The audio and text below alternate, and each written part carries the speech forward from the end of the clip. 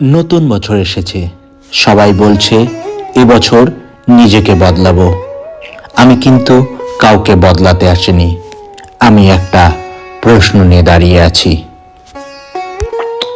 আমি কোনো মঞ্চে দাঁড়িয়ে নই, আমি দাঁড়িয়ে আছি আমার চায়ের দোকানে। আর এই দোকান থেকেই আমি প্রতিদিন ভারতকে দেখি। এই দোকানে আসা এক বৃদ্ধ, বয়স ৭৫-এর বেশি, কোমর ভেঙে গেছে, চামড়া শুকিয়ে গেছে। চা হাতে নিয়ে সে চুপ করে থাকে, কারণ সে এমন এক ভারতকে দেখেছে যেখানে দেশ মানে ছিল দায়িত্ব, আর আজ দেশ মানে শুধু মতামত। এই দোকানেই আসা আর এক যুবক, হাতে সিগারেট, চোখে তারা। দেশ তার কাছে আলোচনার বিষয় নয়, দেশ তার কাছে এড়িয়ে যাওয়ার বিষয়। একজন সব দিয়েছে, আরেকজন সব পেয়েও প্রশ্ন করে দেশ আমাকে কি দিয়েছে।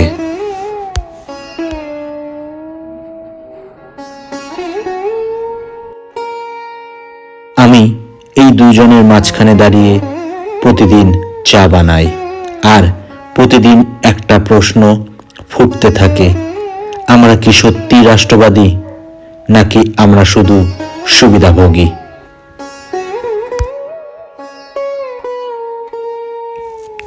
ট্রেন আসে, মানুষ ওঠে, মানুষ নামে।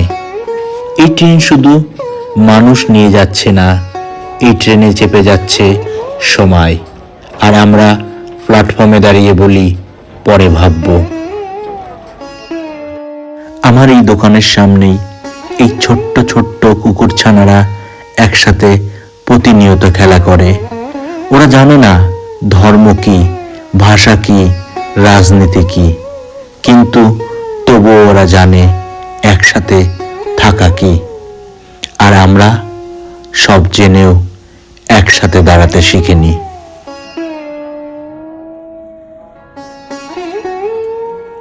এই কেটলিতে চা প্রতিনিয়ত ফুটছে, কিন্তু আমাদের বিবেকটা কতদিন ধরে ঠান্ডা সে হিসেব আমরা রাখিনি। আমরা পতাকা নিয়ে ছবি তুলেছি, কিন্তু ইতিহাস খুলে দেখিনি। আমরা বলছি আমরা ভারত প্রেমী, কিন্তু যখন দায়িত্বের কথা এসেছে তখন আমরা বলেছি এটা আমার কাজ নয়।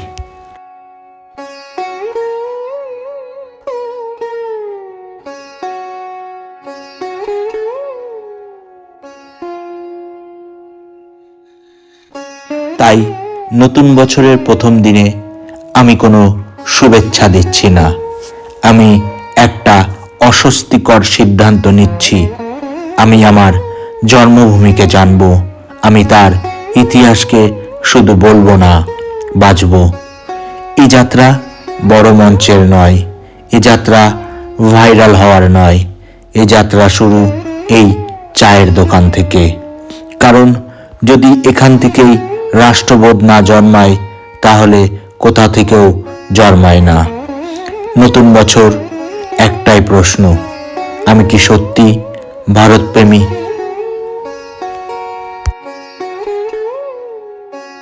আর তাই আমি সিদ্ধান্ত নিয়েছি, আমি আমার দেশের ইতিহাসকে চুপচাপ হারিয়ে যেতে দেব না।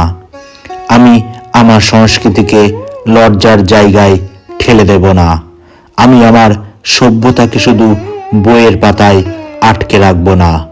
আমি আমার দেশের স্ব-অভিমান, সগর্বে বুকে ধারণ করব। জানি এই কাজ সহজ নয়, এই পথে ভিড় অনেক কম, কিন্তু যদি আমি এই দায়িত্ব না নিই, তাহলে ভারতপ্রেমী শব্দটা শুধু একটা খালি পরিচয় হয়ে থেকে যাবে। তাই আজ আমি আর প্রশ্ন করি না আমি কি ভারতপ্রেমী। আমি আজ নিজের কাছে শুধু এটুকু বলি, যদি আমি ভারতপ্রেমী হই তাহলে এ দায়িত্ব আমার। তাই সকলকে সুস্বাগতম একজন চাওয়ালার সাথে ভারতের পথের যাত্রায়।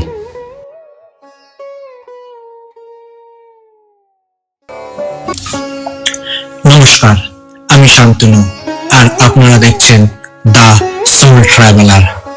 আজ আমি জীবনের এমন এক যাত্রায় বেরিয়েছি যার উদ্দেশ্য শুধু ভ্রমণ নয়, জাগরণ। হ্যাঁ, আমি বেরিয়েছি ভারতের হারিয়ে যাওয়া গৌরবকে আবার এই প্রজন্মের সামনে তুলে ধরতে। একদিন এই ভূমি ছিল বিশ্বের আলো, একদিন আমাদের সভ্যতা ছিল জ্ঞানের, বিজ্ঞানের, দর্শনের আর মানবিকতার শীর্ষে। একদিন সারা পৃথিবী ভারতকে চিনত বিশ্বগুরু হিসাবে। কিন্তু আজ আমাদের সেই পরিচয়, যে পরিচয় ছিল শক্তি, জ্ঞান, আত্মসম্মান আর অসীম মানবিকতার, তা যেন ধীরে ধীরে ম্লান হয়ে যাচ্ছে। কিন্তু কেন? কারণ আমরা আমাদের শিকড় ভুলে গেছি। আমরা আমাদের নিজেদের ইতিহাস কাছে তুলে ধরিনি। আমরা আমাদের মহানত্বের কথা বলিনি, বরং অন্যের সংস্কৃতি, অন্যের অহংকারকে নিজেদের মত ভেবে গ্রহণ করি।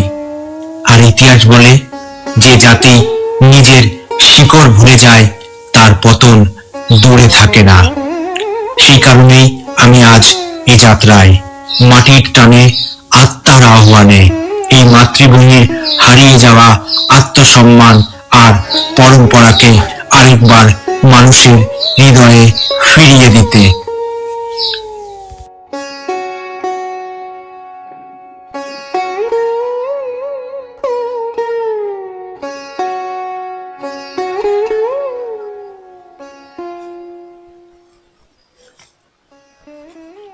আমি একজন যুবক, আর আজ আপনাদের সামনে আমি একজন যুবক হিসেবেই দাঁড়িয়ে আছি, যার মনের কথা, যার মনের আকুতি আজ আমি আপনাদের সামনে তুলে ধরতে চাই।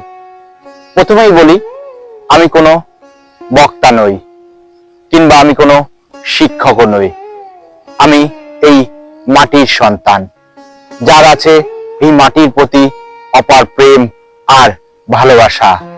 আর যখন দেখি এই মাটিকে বারংবার অপমানিত ও তিরস্কার করা হয়, তখন হৃদয়ের গভীর অন্তঃস্থল থেকে এক আওয়াজ যেন ডাক দিয়ে ওঠে।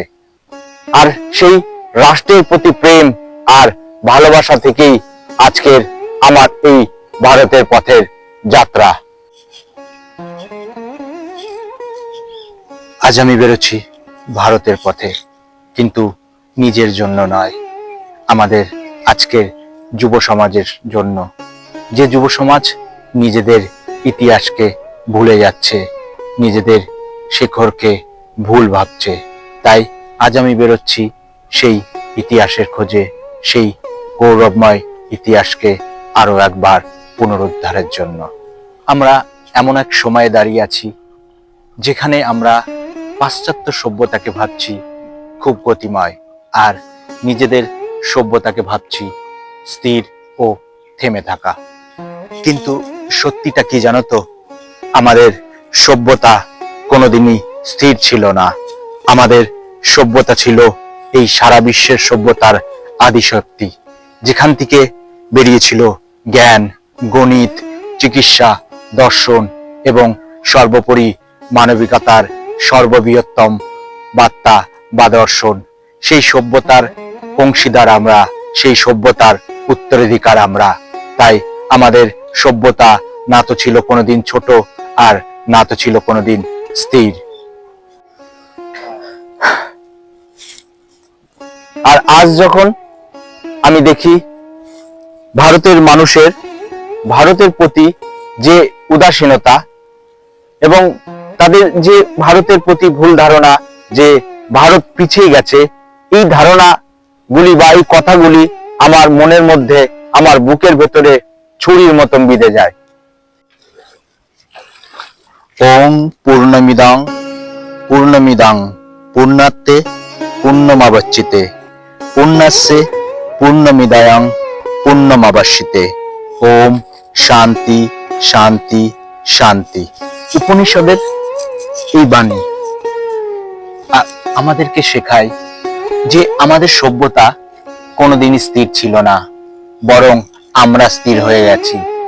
যে সভ্যতা একদিন সারা বিশ্বকে শূন্যের জ্ঞান দিয়েছিল, যে সভ্যতা উপনিষদের আলোয় সারা বিশ্বকে আলোকিত করেছিল, যে সভ্যতা প্রথম বলেছিল এই পৃথিবী হলো একটা পরিবার, সেই সভ্যতা কি করে স্থির হতে পারে? সেই সভ্যতা স্থির হয়নি, স্থির হয়ে গেছি আমরা। কারণ আমি জানি এই ভারত শুধুমাত্র একটি মানচিত্রের দেশ নয়, এই ভারতের রয়েছে এক রক্তে লেখা ইতিহাস। এই ভারত অগ্নির মতন যার শক্তি, যার রয়েছে মায়ের মতন স্নেহ, আর সর্বোপরি এই ভারতের রয়েছে সেই আত্মার চরণতম। যে সভ্যতা একদিন শূন্যকে আবিষ্কার করেছিল, সেই সভ্যতাকে আজ পিছিয়ে পড়া বলা হয়। যে সভ্যতা সর্বপ্রথম পৃথিবীর সব থেকে বড় বিশ্ববিদ্যালয় দিয়েছিল, সেই সভ্যতাকে আজ আধুনিক না বলা হয়। যে সভ্যতা সারা পৃথিবীকে মানবিকতার পরিবার বলেছিল, সেই সভ্যতাকে আজ দুর্বল বলা হয়। বিশ্ব যখন অন্ধকারে হারিয়েছিল, জ্ঞানহীন হয়ে, দিশাহীন হয়ে, তখন এই ভারত, তার এই মাটি, এই সভ্যতা ছিল দুনিয়ার আলো। যে সময় পাশ্চাত্য সভ্যতার শব্দটিও খুঁজে পায়নি, সেই সময় ভারতবর্ষ দেখিয়েছিল সভ্যতা মানে কি, দেখিয়েছিল সভ্যতার সর্বোৎকৃষ্ট নিদর্শন। সেই সাহিত্য, সেই দর্শন, সেই চিকিৎসা, সেই গণিত, যা আজও বিস্ময়, যা আজও পৃথিবী বিস্ময় চোখে দেখে। এমন সব বিস্ময়কর জিনিস ভারতবর্ষ তৈরি করেছিল সেই সময়, যে সময় পাশ্চাত্য সভ্যতার অর্থও জানত না। আর এই প্রতিটি বিস্ময়ের পিছনে যারা সব থেকে বেশি বা সব থেকে বড় অবদান রেখেছিল, তারা এই মাটির তরুণ সন্তানেরা। আর এমনই এক সন্তান ছিলেন চন্দ্রগুপ্ত মৌর্য, যে এই একজন সাধারণ যুবক হয়ে এই ভারতের মহা সাম্রাজ্যের ভিত্তি রেখেছিলেন। আরেকজন মহারানী লক্ষ্মীবাঈ, যাকে আমরা ঝাঁসির রানী লক্ষ্মীবাঈ হিসেবেও চিনি। একজন যুবতী যার আগুনে লড়াইয়ে তিনি ভারতবর্ষকে দেখিয়েছিলেন কিভাবে অন্তরে যদি আগুন জ্বলে তাহলে ভারতকে নতুন করে প্রতিস্থাপন করা যায়। বিবেকানন্দের মতন যুবক মাত্র 30 বছর বয়সে সারা বিশ্বকে দেখিয়েছিলেন ভারত কি শক্তি। আর সেই দেশে জন্মগ্রহণ করে সেই দেশের যুবকদের উত্তরাধিকার হয়ে আমাদেরও দায়িত্ব ভারতের সেই সভ্যতা, ভারতের সেই সংস্কৃতিকে আবার পুনরুদ্ধার করার জন্য। তাই আমি সিদ্ধান্ত নিয়েছি, আমি বেরোবো ভারতের পথে। আমি খুঁজে দেখব সেই সমস্ত ঘাট যেখানে আমাদের ইতিহাসের নিঃশ্বাস লুকিয়ে আছে। আমি খুঁজে আনবো সেই সমস্ত আলো যা আমাদের পূর্বপুরুষেরা এই পৃথিবীতে জ্বালিয়ে গেছে। আর তার জন্যই আমি বেরিয়েছি ভারতের সেই সংস্কৃতি, সেই সভ্যতাকে আরো একবার আপনাদের সামনে তুলে ধরতে। আর এই সভ্যতা, এই সংস্কৃতি শুধুমাত্র আমি একা আপনাদের সামনে তুলে ধরতে পারবো না, আপনাদের প্রত্যেকের দরকার, যারা এই পর্বগুলিকে আরো বেশি বেশি করে মানুষের কাছে শেয়ার করবেন, লাইক করবেন, কমেন্ট করবেন, যাতে আমরা আরো দ্রুত ভারতের মানুষের কাছে পৌঁছাতে পারি। তাই আমার বিনীত অনুরোধ থাকলো, এই পর্বগুলিকে আমার বা আপনার জন্য নয়, ভারতের সংস্কৃতির জন্য আরো বেশি করে মানুষের মধ্যে ছড়িয়ে দিন।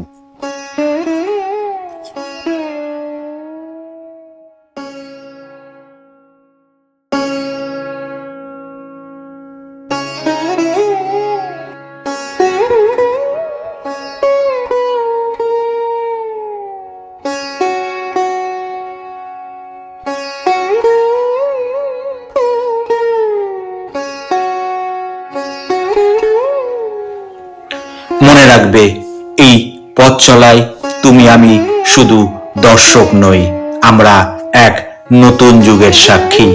যে যুগে ভারত আবার নিজের আলোয় জ্বলে উঠবে, আর আমরা হব সেই জাগরণের ক্ষুদ্র কিন্তু গর্বিত অংশীদার।